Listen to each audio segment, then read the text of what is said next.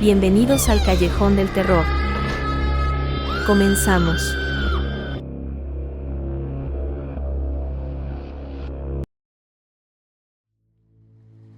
Hola. Mi nombre es Teresa y tengo 49 años. Lo que voy a contarles sucedió cuando estaba en la preparatoria.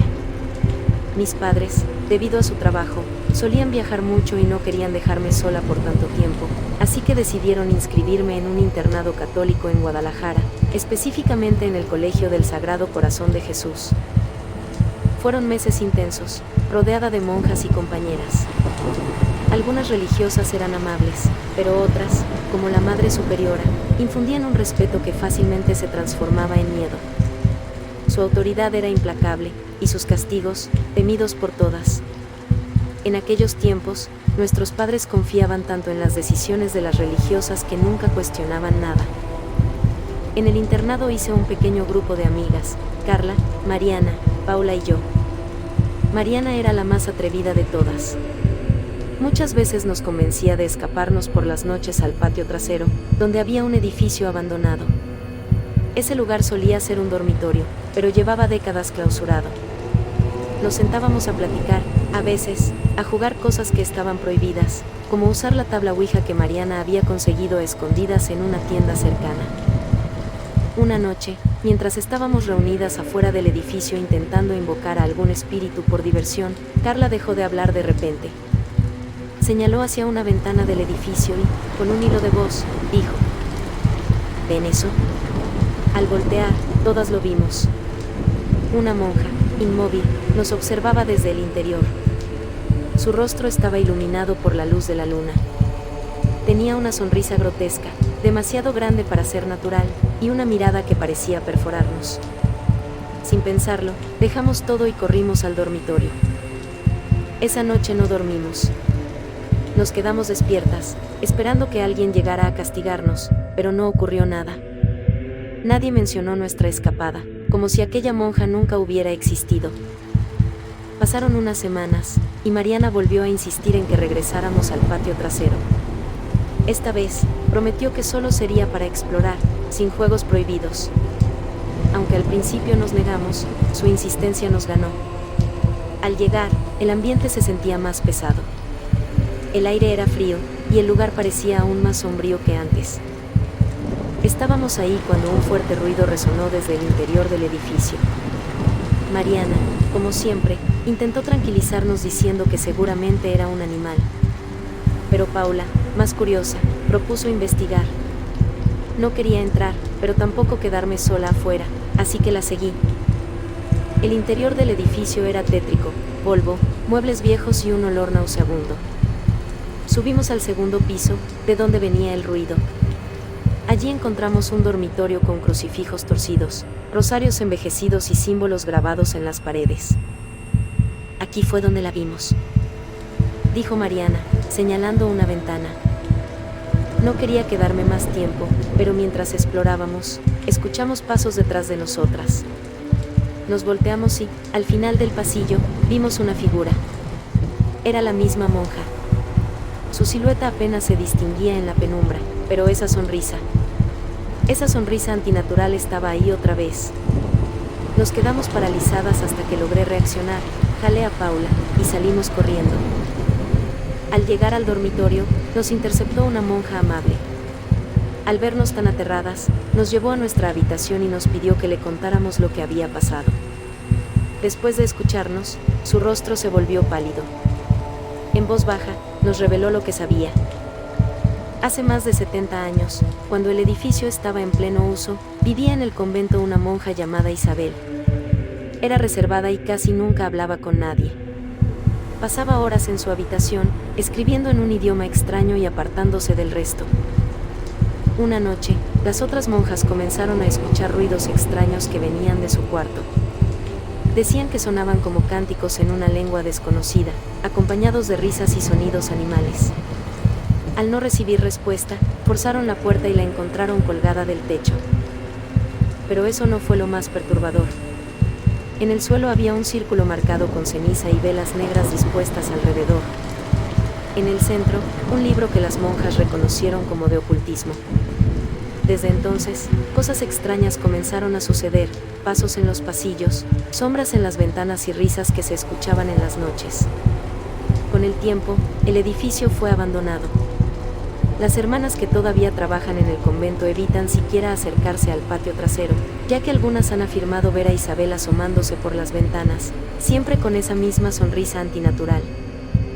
Después de esa noche, Carla y yo pedimos a nuestros padres que nos sacaran del internado.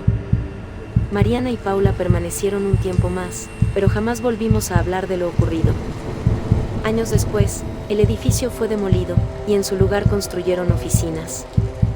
Sin embargo, cada vez que cierro los ojos y recuerdo aquella sonrisa, siento que nunca podré escapar del terror que viví en el colegio. Hola. Mi nombre es Lucía. Hoy tengo 53 años, pero hubo un tiempo en el que fui monja en un convento de Puebla. Ingresé al convento cuando tenía 16 años, llena de fe y con la convicción de dedicar mi vida a Dios. Durante 15 años viví en ese lugar, hasta que algo ocurrió, algo tan perturbador que marcó mi vida para siempre y me obligó a dejar los hábitos. El convento tenía una historia que se remontaba siglos atrás. El edificio principal era majestuoso, con una capilla que emanaba una paz indescriptible. Sin embargo, había un ala clausurada que todas evitábamos. Era un antiguo dormitorio que, según las hermanas mayores, había sido abandonado debido a problemas estructurales. Yo nunca había prestado atención a los rumores hasta que una noche, la Madre Superiora nos pidió que hiciéramos oración especial por una hermana recién llegada, que estaba enferma. Me asignaron quedarme en la capilla para rezar toda la noche. A la medianoche, mientras oraba frente al altar, escuché un ruido proveniente de aquella ala cerrada. Primero pensé que era el viento, pero los sonidos continuaron, pasos suaves que se acercaban y luego se detenían. Sentí un escalofrío, pero intenté concentrarme en mi oración. Sin embargo, no pude evitar voltear hacia la puerta de la capilla, y allí, en la penumbra del pasillo, vi una silueta. Era una figura de hábito negro, con la cabeza inclinada como si rezara. Pensé que era otra hermana, así que me levanté y caminé hacia ella, pero al acercarme, desapareció. Al día siguiente, mencioné lo sucedido a Sor Teresa, una de las monjas más jóvenes y mi amiga cercana. Ella me confesó que también había escuchado cosas provenientes del ala clausurada y sugirió que investigáramos. Al principio, dudé, pero mi curiosidad pudo más. Esa misma noche, después de la última oración, Sor Teresa y yo nos aventuramos a entrar al ala cerrada. La puerta principal estaba asegurada con cadenas, pero encontramos una ventana rota por la que pudimos colarnos. El interior estaba en ruinas. Muebles cubiertos de polvo, crucifijos rotos en las paredes y un olor rancio que llenaba el aire. Mientras explorábamos, encontramos un dormitorio intacto. Todo estaba perfectamente ordenado, como si alguien aún viviera allí. Había una cama con sábanas limpias, un rosario en la cabecera y un libro de oraciones abierto en el suelo. De repente, la puerta se cerró de golpe. Un frío helado nos envolvió, y escuchamos un susurro. No deberían estar aquí. Logramos salir corriendo y nos refugiamos en la capilla, temblando de miedo. Allí, nos encontró la Madre Superiora, quien al vernos en ese estado, nos llevó a su despacho. «Sé lo que hicieron», dijo con voz seria. «Les advertí que no se acercaran a ese lugar». Sor Teresa y yo le suplicamos que nos explicara qué estaba ocurriendo. La Madre Superiora suspiró profundamente antes de contarnos la verdad. Hace más de 80 años, ese ala era el dormitorio principal. Una joven novicia llamada Clara llegó al convento con una devoción que impresionaba a todas. Sin embargo, con el tiempo, su comportamiento se volvió extraño. Pasaba noches enteras encerrada en su cuarto, rezando en voz alta, pero sus palabras eran incomprensibles. Una noche, las hermanas escucharon risas y ruidos extraños provenientes de su habitación. Cuando lograron abrir la puerta, encontraron a Clara arrodillada en el centro de un círculo dibujado en el suelo con símbolos extraños. En sus manos tenía un libro negro que las demás no reconocieron. Clara decía que había encontrado una forma de hablar directamente con Dios, continuó la Madre Superiora, pero lo que vimos en su rostro no era devoción, sino una mezcla de locura y miedo. Clara desapareció esa misma noche. Algunas hermanas afirmaron haberla visto en los pasillos, pero lo que las aterraba era su sonrisa, una mueca torcida que parecía más de burla que de bondad. Después de su desaparición, el ala fue cerrada, pero los ruidos y las apariciones continuaron. Tras escuchar esa historia, decidí no volver a acercarme al ala clausurada. Pero lo que ocurrió después no me dejó opción. Una noche, mientras dormía, desperté al sentir una presencia en mi habitación. Al abrir los ojos, vi a Clara, o lo que parecía ser ella, parada a los pies de mi cama. Su sonrisa era idéntica a la que había descrito la Madre Superiora. Torcida y perturbadora.